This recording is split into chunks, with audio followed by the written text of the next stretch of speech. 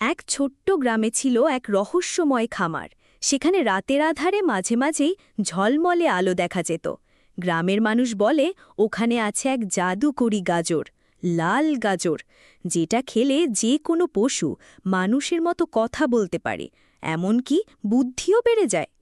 একদিন এক চতুর ও কৌতূহলী শিয়াল, যার নাম ছিল ঘুন্না, খবর পায় এই লাল গাজরের কথা।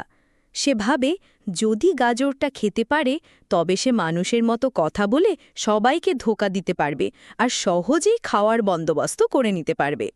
কিন্তু গাজর পাহারা দেয় এক অদ্ভুত রোবট বকরি, যেটা তৈরি করেছে এক বিজ্ঞানী চাষি। ঘুন্না তার বুদ্ধি দিয়ে বারবার চেষ্টা করে গাজর চুরি করতে, কিন্তু প্রতিবারই মজার মজার সমস্যায় পড়ে যায়। এভাবে শুরু হয় এক রোমাঞ্চকর এবং হাস্যকর লড়াই, এক বুদ্ধিমান শিয়াল বনাম আধুনিক প্রযুক্তি।